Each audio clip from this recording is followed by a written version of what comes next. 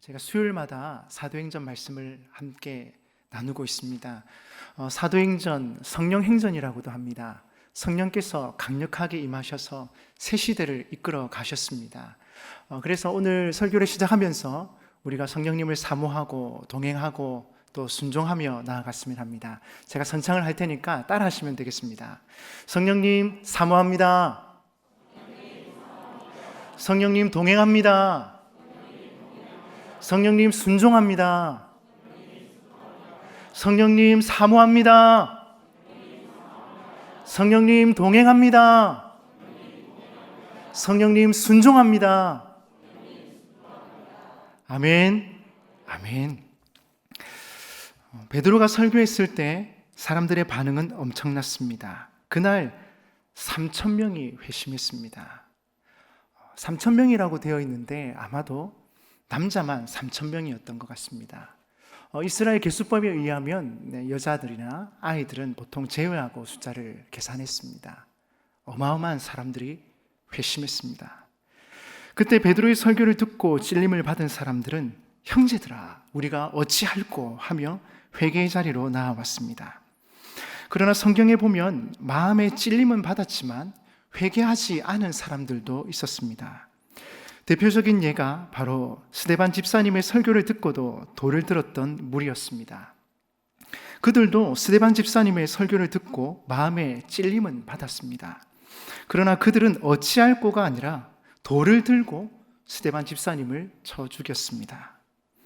하나님의 말씀을 듣고 찔림은 받았지만 반응은 달랐습니다.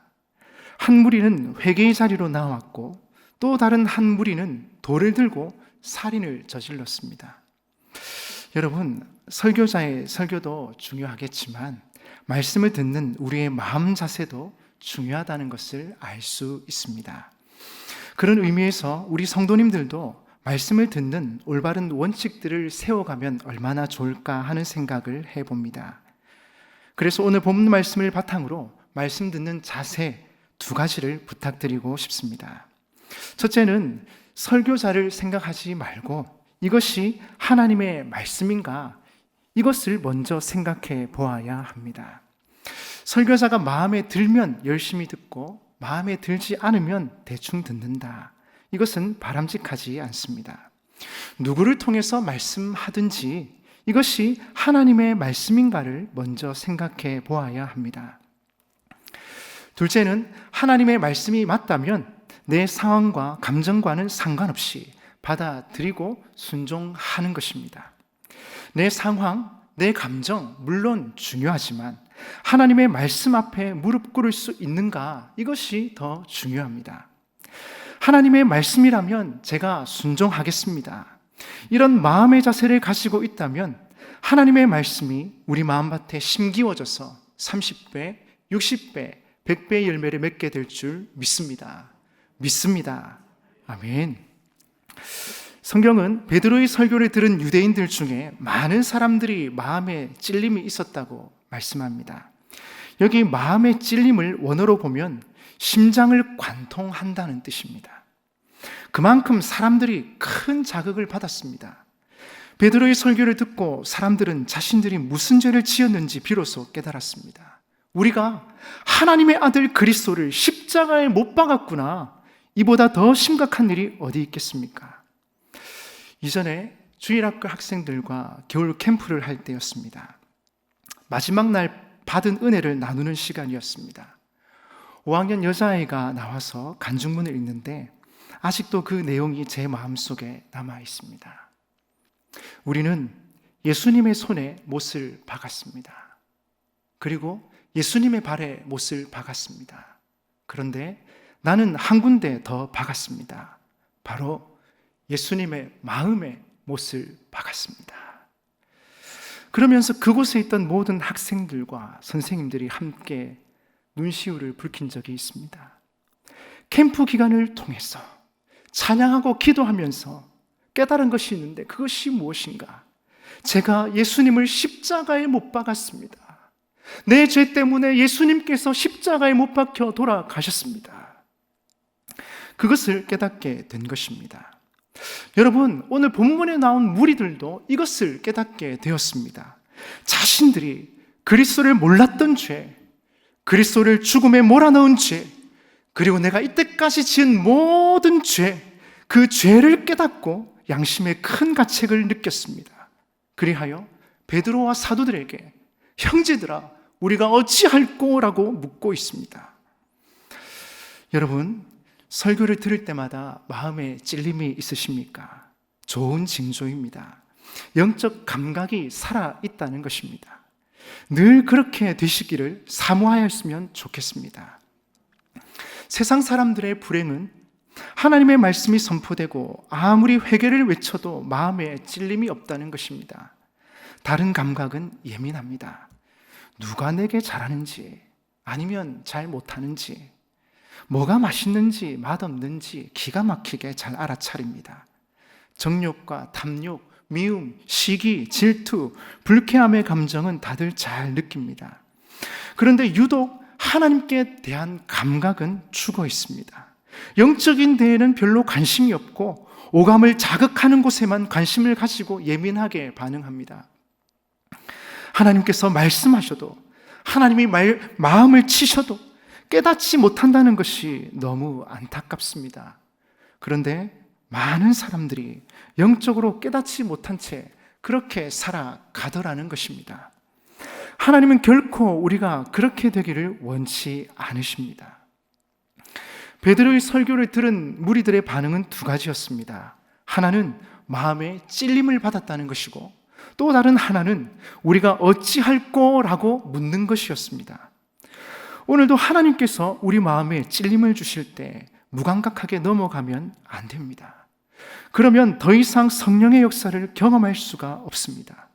하나님께서 우리의 마음을 찌르시고 치실 때 우리가 어찌할꼬 하는 자세가 필요합니다. 오늘날 교회의 비극은 이 어찌할꼬가 사라져 간다는 데 있습니다.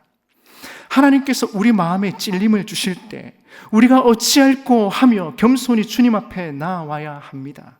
주님께서 이런 태도를 기뻐하십니다. 그런데 내 신앙 경련이 얼마인데, 내가 얼마나 많은 것을 경험했는데, 찔림이 오는데, 감동이 오는데, 은혜가 오는데 고집을 피웁니다. 내가 경험한 대로, 내가 지금까지 해온 대로 그렇게 하려고 합니다. 여러분, 어찌할꼬라는 말의 뜻은 무엇입니까? 나의 정체가, 나의 영적인 상태가 다 드러나고 말았다는 것입니다. 더 이상 숨길 수 없습니다. 다른 사람들 앞에서는 잘 지내는 척하고 그럴듯하게 보이지만 나는 예수님을 십자가에 못 박은 죄인입니다. 내가 이렇게 큰 잘못을 저지르는데 어떻게 하면 좋겠습니까? 이런 의미입니다. 그런데 돈이 있는 사람은 어찌할꼬라는 말을 잘 하지 않습니다. 돈이 바닥이 나야 아이고 어쩌노 합니다. 통장에 돈 몇 푼이 있어도 얼마나 목에 힘이 들어가는지 모릅니다. 건강한 사람도 어찌할꼬라는 말을 잘 하지 않습니다. 건강한 육체가 있는데 어딜 가면 뭘 못하겠냐, 망해도 살 수 있다 생각합니다. 배경이 좋은 사람도 어찌할꼬라는 말을 잘 하지 않습니다. 힘들고 어려울 때 부모님이 도와주시고 또 주변에서 지인들이 도와줄 거라 생각합니다. 정 도와줄 사람이 없다 하더라도 들어놓은 보험이 몇 개인데 걱정하지 말라 합니다. 사람들은 돈, 건강, 배경 이런 것들이 모두 무너질 때 비로소 어찌할꼬라고 합니다. 그러니까 하나님께서도 굉장히 답답해 하십니다. 그 말을 고백하는 데까지 가도록 해야겠는데 스스로 안 되니 갖고 있는 것을 자꾸 뺏으시는 겁니다. 모세도 그런 경험을 하지 않았습니까? 그의 애국심은 살인까지 불러일으켰습니다. 그 결과 살인자로 쫓겨나서 40년 동안 말 못하는 양떼들과 함께 광야에서 지내게 됩니다. 그러나 그 세월은 하나님 앞에서 철저히 자기가 아무것도 아니라는 교훈을 받는 시간이었습니다. 그 후에 모세는 자신의 지식, 출생, 신분, 이 모든 게 아무것도 아니라는 사실을 알게 되었습니다. 어느 날 모세는 호렙산에서 여호와를 만나게 됩니다. 하나님의 불을 만난 것입니다. 모세야, 너는 이스라엘 백성들을 애굽에서 인도하여 내라. 이 하나님의 음성을 듣게 됩니다. 그때 모세가 어떤 반응을 보입니까? 제가 어떻게 그런 일을 할 수 있습니까? 하나님, 저는 못합니다. 이것이 바로 어찌할꼬입니다. 제가 어떤 사람인지 잘 아는데 저는 40년 동안 한 것이라고는 양떼들을 돌보는 것밖에 없었습니다. 그럼 제가 어떻게 이 큰 일을 할 수 있습니까? 저보고 어찌하란 말입니까? 이사야 6장을 보시면 이사야는 자기의 친척이 죽었을 때 성전에서 조용히 무릎을 꿇고 하나님을 생각합니다. 그때 하나님이 임하시고 문지방에 하나님의 거룩한 성령의 역사들이 일어났습니다. 그때 이사야가 무엇이라고 말했습니까? 화로다 나여 망하게 되었도다. 그의 마음은 참담한 심정이었습니다. 하나님의 심판의 숯불이 지금 자기 위에 있는 모습을 보았습니다. 하나님, 저는 어찌하면 좋습니까? 제가 무엇을 할 수 있단 말입니까? 이것이 바로 어찌할꼬입니다. 베드로가 예수님의 말씀에 순종하여 그물을 던졌을 때 그물이 찢어질 정도로 많은 고기를 잡았습니다. 옆에 있는 배에 고기를 나눠 실어야 할 정도였습니다. 그때 베드로가 아멘 할렐루야 이렇게 했습니까? 아닙니다. 그의 고백은 주여 나를 떠나소서 나는 죄인이로소이다. 이것이 바로 어찌할꼬의 또 다른 모습입니다. 예수님의 그 크신 역사를 경험하고 자신이 죄인인 것이 깨달아지고 내가 아무것도 할 수 없는 연약한 인간임이 깨달아지면서 나는 죄인으로서이다 고백하게 되는 것입니다. 여러분, 우리에게도 이 어찌할꼬의 고백이 있었으면 좋겠습니다. 제가 어찌 그런 일을 할 수 있단 말입니까? 화로다 나여 망하게 되었도다. 주여 나를 떠나소서 나는 죄인으로서이다. 하나님, 제가 어떻게 하면 좋겠습니까? 형제들아, 우리가 어찌할꼬? 우리는 가끔 신앙의 현주소로 돌아와서 제가 할 수 있는 게 없어서 천부여 의지 없어서 손들고 옵니다. 주님 앞에 손들고 올 필요가 있습니다. 내가 주님을 믿노라 하지만 사실 내 마음속 깊은 곳에 주님은 온데간데 없었습니다. 열심히 교회 출석했고 열심히 헌금했고 열심히 기도했고 열심히 주를 위해 섬겼다 하지만 내 심령 깊은 곳에 주님은 계시지 않았습니다. 형식뿐이었습니다. 위선뿐이었습니다. 주님, 내 영혼은 감으로 메마른 땅과 같이 되었습니다. 내가 껍데기 크리스천이 아니었습니까? 주님, 내 영혼이 목마릅니다. 이제 어찌하면 좋겠습니까? 우리가 어찌할꼬? 바로 이런 통회와 자복이 우리에게 필요합니다. 여러분, 코로나로 인해서 여러 가지로 힘들고 어려운 상황 속에 있지만 우리의 잘못을 주님 앞에 내려놓고 주님, 우리가 어찌하면 좋겠습니까? 형제들아, 우리가 어찌할꼬? 그렇게 주님 앞에 겸손히 나아갈 때 하나님께서 우리의 마음을 만지시고 고치시고 회복시키시는 은혜가 있을 줄 믿습니다. 중요한 것은 우리의 상황과 형편이 아닙니다. 우리가 어떤 태도로 주님 앞에 다시 돌아가느냐, 잘못된 길을 갔다면 다시 돌아와야지요. 죄악의 길을 가고 있다면 다시 돌아와야지요. 주님께서 우리의 마음에 찔림을 주셨다면 주님, 잘못했습니다. 나는 죄인이로소이다. 이렇게 통회하고 회개하며 돌아와야지요. 그럴 때 하나님께서 용서하시고 회복시키시는 은혜가 있는 것입니다. 하나님께서 우리의 마음에 찔림을 주실 때, 감동을 주실 때, 은혜를 주실 때, 아멘, 아멘, 아멘, 그렇게 회개하고 순종하며 나아가는 것입니다. 기독교의 역사를 볼 때 정말 하나님 의지하고 하나님과 동행하는 순간들은 고난의 순간이었습니다. 힘들고 어려울 때 우리가 누구를 의지할 것인가? 누구에게로 돌아갈 것인가? 여호와께로 돌아가자. 회개하고 하나님 말씀에 순종하자. 그렇게 할 때 회복시키시고 살리시는 은혜가 있었습니다. 여러분, 우리에게 이런 은혜가 있기를 간절히 원합니다. 간절히 원합니다. 우리가 어찌할꼬? 사람들의 이 물음에 베드로는 다음과 같이 대답합니다.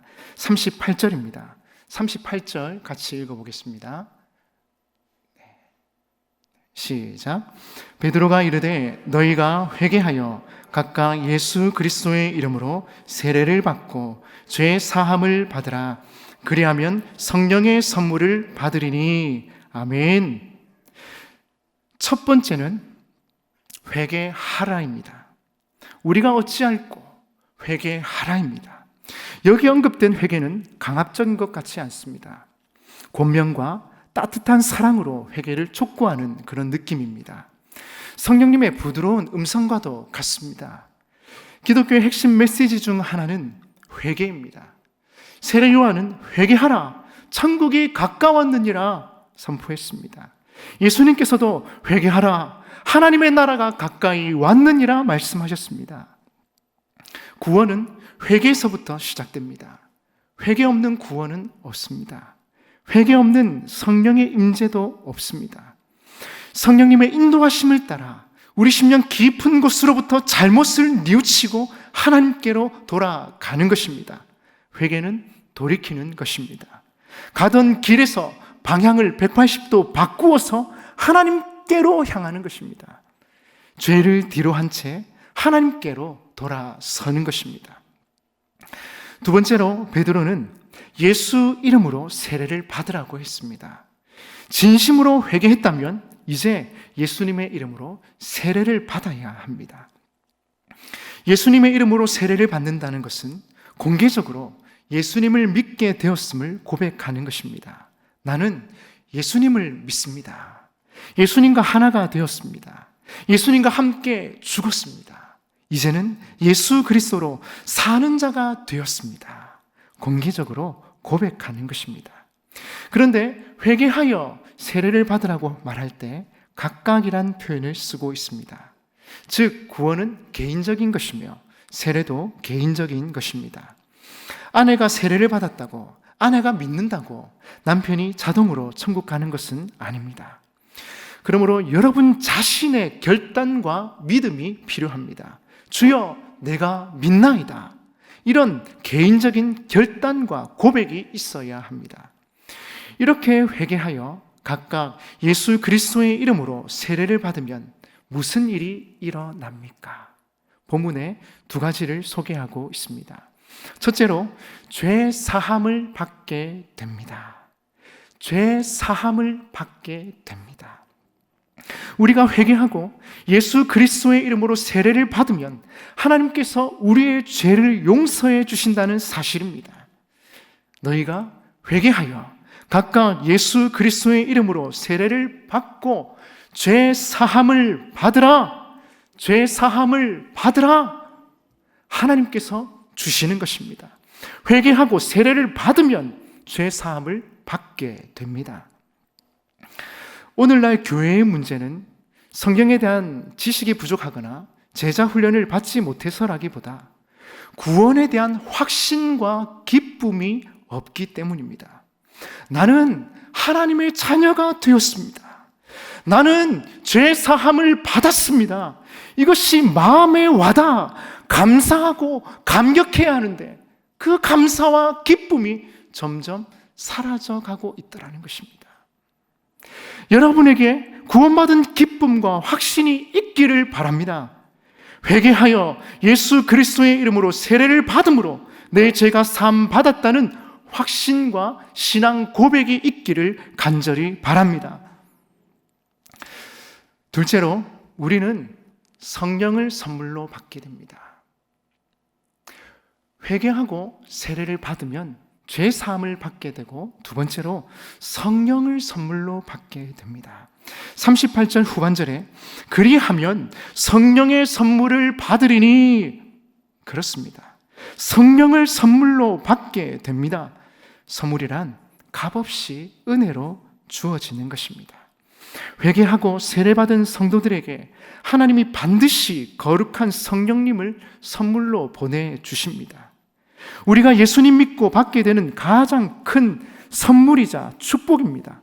성령님께서 이제는 우리와 함께 하시며 우리의 믿음을 더해 주시고 힘들고 어려울 때마다 지혜와 용기와 새 힘을 주십니다. 아멘이십니까? 영국의 철학자 버드란트 러셀은 나는 왜 기독교인이 아닌가라는 책에서 이렇게 말했습니다. 예수의 도덕률은 너무 높아서 나는 도저히 감당 못하겠다. 그래서 나는 아예 처음부터 예수쟁이가 되지 않겠다. 그는 아주 현실적이고 냉정한 철학자였는지는 모르겠지만 십자가의 복음과 성령의 역사는 제대로 이해하지 못했던 것 같습니다.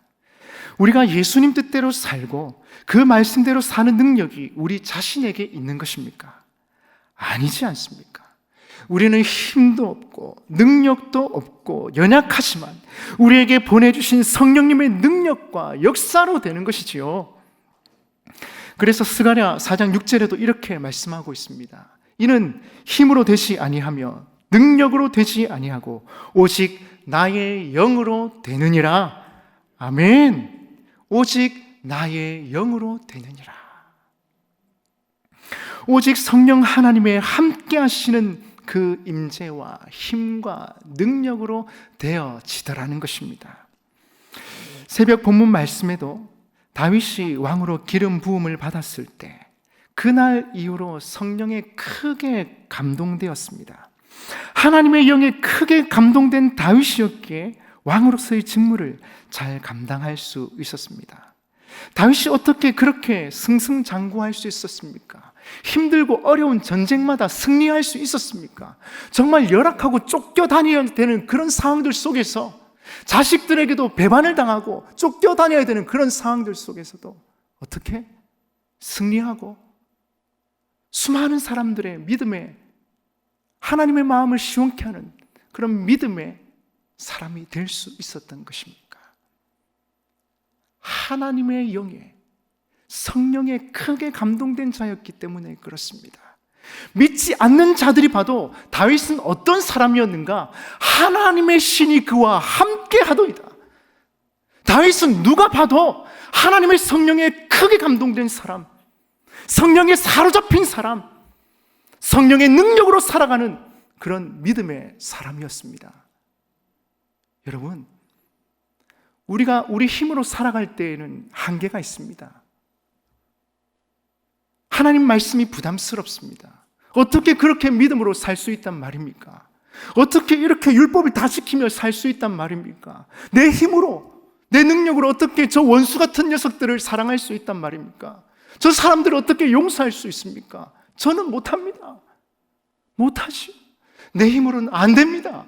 그런데 하나님의 영이 충만하게 임하시면, 하나님의 성령이 충만하게 임하시면 됩니다. 하나님께서 그래서 우리에게 성령을 보내주셨지 않습니까? 강구하는 자들에게 성령을 주시지 않겠느냐? 성령을 주셔서 우리와 함께 하시고 우리의 마음을 만지시고 위로하시고 도와주시고 새 힘을 주시고 아멘 해주셔야 되는데, 성령 하나님께서 우리와 함께 하셔서 우리의 마음을 만지시고 위로해 주시고 도와주시고 새 힘을 주시는 줄 믿습니다. 믿습니다. 말씀을 맺겠습니다. 이 시간 하나님께서 우리의 마음에 찔림을 주실 때 베드로의 설교를 듣고 반응했던 사람들처럼 우리도 그렇게 반응하기를 원합니다. 형제들아, 우리가 어찌할꼬? 우리가 지금까지 믿음으로 잘 살아왔는지는 모르겠습니다.